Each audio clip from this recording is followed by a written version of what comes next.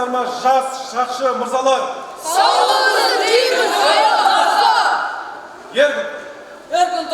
Шаһарда заң мен тәртіп бағыты аясында Саттар Ерубаев атындағы нөмірі 24 IT мектеп-лицейінде ерекше жоба жүзеге асырылып келеді. Мұнда оқушылар жас сақшы клубында білім алып, болашақта құқық қорғау саласында қызмет етуді армандайды. Бұл бастама жасөспірімдерге жауапкершілік пен тәртіптің ел алдындағы борыштың мәнін ерте жастан ұғындыруды мақсат етеді.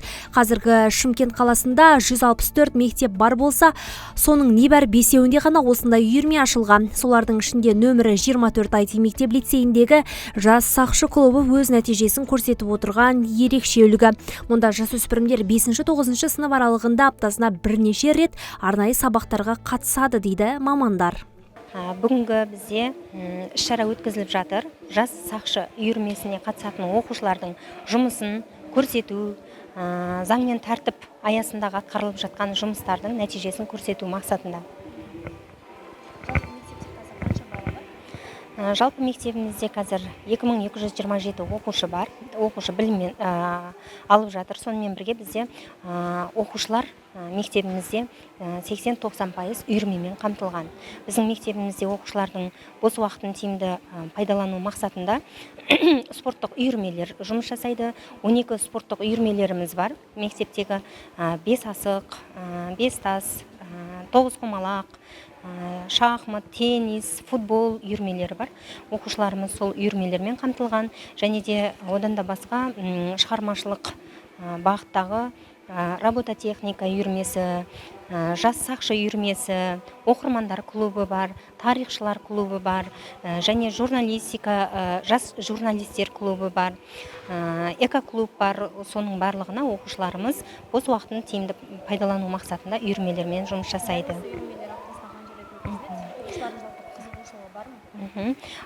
Жалпы үйірмелеріміз аптасына 3 күн сабақ кестесіне сәйкес қойылған. Оқушыларымыздың қызығушылығы өте белсенді, жоғарғы қызығушылықпен келіп жатыр. Соның бүгін сіздер тағы бір көрінісін көрейін деп отырсыздар. Жас сақшы үйірмесіне қатысатын оқушылар. Бұл оқушылар үйірмеге қатысқалы бері оң жағына қарай өзгеріп жатыр. Мектептегі түрлі қоғамдық іс-шараларға белсене атсалысады. Және мектептегі оқушылар арасындағы өзара сыйластық қабілеттері артып жатыр. Құқық бұзушылықтың алдын алу үлкен жолға қойылып жатыр. Оқушылардың арасындағы дос болайық бағдарламасы жүзеге асырылып жатыр. Балалар бір-біріне мейіріммен қарау, және де тек қана мектептің ішінде ғана емес, мектептен тыс жерлерде де біздің сақшыларымыз өздерінің міндеттерін жақсы атқарып жатыр. Дәл осы сақшы үйірмесіне қай сыныптан қай сыныпқа дейін қанша бала қатысады? Бізде жас сақшы және жас сарбаз үйірмелері бар.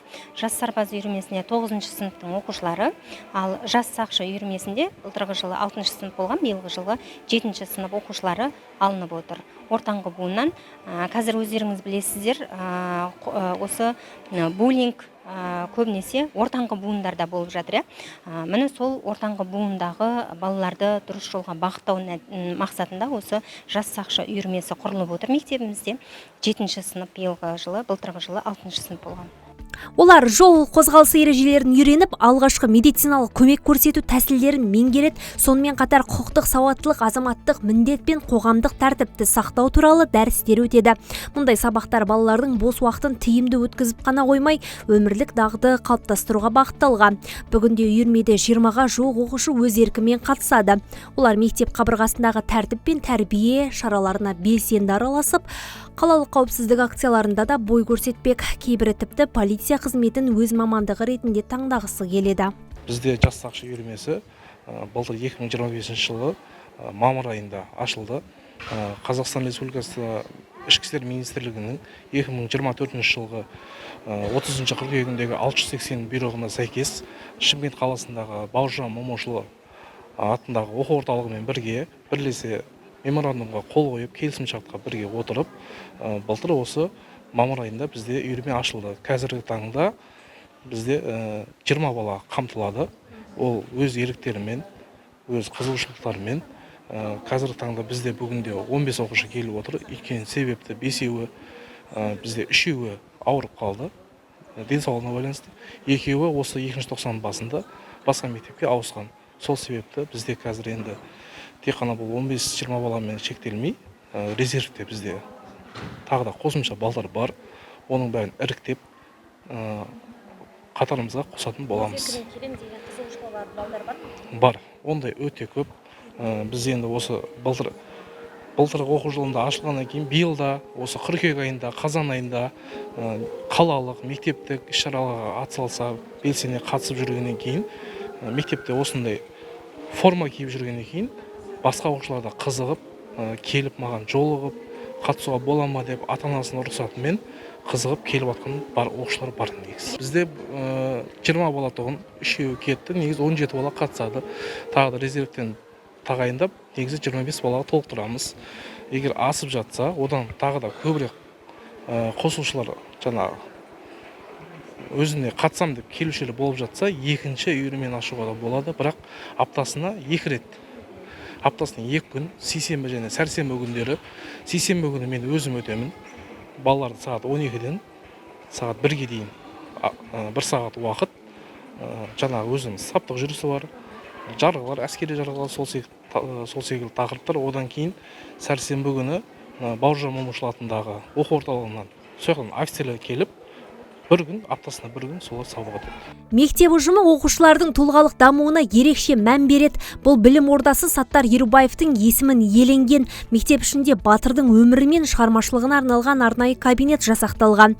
Оқушылар бұл бөлмеде тек тарихи тұлғаның еңбектерімен танысып қана қоймай, оның ерлік жолынан өнеге алады. Мұндай рухани орталықтар жас ұрпақтың ел мен жерге деген сүйіспеншілігін арттырып, өз мектебіне деген мақтаныш сезімін қалыптастырады. Ұнтар болған, және де кіршіксіз таза болған, және де ойы ақ болған адамдардың бірі болған. Сол туралы біздің ғалымдарымыз Зейін Шашкин өзінің өмірінде және сөздерінде қосып кеткен болатын. Келесі бөлімге келетін болсақ, Саттар публицист драматург. Саттар Ерубаев публистика, драматургия жанрында да қалам тербеп кеткен болатын. Публистика жанрында Саттар Ерубаев атамыздың көптеген шығармаларын көре аласыздар. Сен шөлдесен, іше тоғын, достың суы қаным бар. Жүрегімде сен деп соғар бір өзгеше тамыры бар. Сол тамырдың соғуымен жырлап берейін. Сол тамырдың соғуымен өмірді өлшеп көрейін. Қызып қаным тамыр соғады, құлағыңды сал жолдасым. Бірге есіп, қатар туған октябрлық құрдасым. Міне бүгін ұлы күні саған жырда арнаймын. Күрестерге, жолдастарға сәлемімді жолдаймын деп, өзінің майдандағы достарына, құрдастарына. Ата-аналардың айтуынша, бұл мектептің басты ерекшелігі баланы тек біліммен емес, өмірлік ұстаныммен тәрбиелеуі. Оқушылардың әрқайсысы өз қабілетіне қарай түрлі үйірмелерге қатысып, жетістіктермен көзге түсіп келеді. Мектеп қабырғасынан басталған тәртіп пен жауапкершілік сабағы болашақтың қауіпсіздігіне салынған іргетас іспетті. Жас сақшылар ертеңгі ел қорғаны. Ал осындай мектептер сол сенімді ұрпақтың алтын ұясы. Және ата-аналардан арнайы ұсыныста түсіп отыр. Бұл мектеп жолдың желегінде орналасқаннан кейін жол бойынан өту барынша қауіпсіз болу үшін арнайы шара ұйымдастырылса дейді. Бүгінгі іс-шарамызбен барлығыңызды құрметті ұстаздарды және құрметті қонақтар, оқушылар, сүйкімді сіздерді барлығыңызды құттықтаймын. Бүгінгі іс-шарамен есімім Гүлмира болады. Мен Гүлмира Әбдікерімқызы. Ұлым, қызым осы мектепте жас сақшы тобына қатысады. Еркинова Анель, Еркинов Алиби. Мен балаларым 7-ші Ж класында оқиды. Мен балаларымды осы жас сақшы тобына өзіміз ұйымдастырып, мұғалімдер болып, ата-аналар болып, осы жас сақшы тобына бердік. Алғысымыз шексіз мұғалімдерге, балалардың патриоттық сезімін ашып, отан сүйушілігін ашып, балалардың бос уақыты жоқ, қазір бәрі тығыз мектептегі сабағымен, мынау жас сақшы тобымен барлық жан-жақты жұмыс істеп жатырмыз. Балаларға ұнап жатыр. Балалардың ең бастысы адамгершілігі, адамға сүйіспеншілік, отан сүйіспеншіліктігі, отан қорғаушылығы, өзінің патриотизмі ашылып, балалар қуаныштымыз, ата-аналар жалпы біз балалардың осы қатысып жатқан. Мектепке біз биыл 7-ші класспыз ғой. Сол 7 жыл болды ғой. Сол 7 жылдан бері осы мектепте оқып жатырмыз. Мектебімізді ауыстырмадық. Алдында орыс сыныбында болған еді, кейін қазақ сыныбына ауысты. Тез алып кетті балаларым. Мектепке көңілім толады 100%. Мен тығыз байланыста өзім жұмыс жасаймын мұғалімдермен, мектеп басшылығымен. өзім осы жерде родительский комитетпін неше жылдан бері. Балаларға да тәрбие іс жөнінде де, столовый жөнінде де, тамақтану, жол ережесі барлығы бізге қанағаттанамыз, ата-аналар барлығы. Қандай да бір мәселелер болып жатса, басшылықпен келісіп, шешіп, ортақ істі қолға алып, бәріміз жұмыс жасап жатырмыз. Бір өтініш, енді тек қана бізден, біз департамент басшылығына бізде ювенальный полиция қойып берсе, бізге әрбір мектепте бір ювенальный полиция болу міндетті, шарт. Сол сұрағымызға, сол өтінішімізге жауап берсе, сол болса деген бұрын бар еді мектепте негізінде. Болған жақсы. Әрбір мектепте тәртіпте болады, заң болған жерде. Өзі бір форманың өзі не чувствует деп айтқандай не тұрады. Соны қарасаңыздар, сол формадағы адамды көріп, балада лишний движение болмайды. Артық қылмыс, басқа деген нәрсеге бұзықтыққа бармайды. Бала көргеннен кейін ол сол кісіні формамен көріп тұрғаннан кейін ол неше жағдайлар болып жатыр ғой қазір. Соның барлығы қысқарады деп ойлаймын өзім негізінде. Осылайша Шымкент қаласындағы Саттар Ерубаев атындағы нөмірі 24 IT мектеп лицейі жас ұрпаққа тек сапалы білім беріп қана қоймай, олардың азаматтық жауапкершілігін қалыптастырып, болашаққа бағыт беріп отырған оқу орны. Жас сақшы клубы арқылы оқушылар заң мен тәртіпті құрметтеуді, ел тыныштығын сақтаудың маңызын түсініп келеді. Ал Саттар Ерубаев атындағы рухани бұрыш олардың туған жер мен елге деген сүйіспеншілігін арттырып, ұлтқа қызмет етудің үлгісін көрсетіп отыр. Бүгінгі жас сақшы ертеңі ел қорғаны. Осындай бастамалар арқылы мектеп қабырғасынан түлеген әрбір бала тәртіп пен тәрбие, білім мен руханиятты қатар ұстанған ұрпақ болып қалыптасары сөзсіз.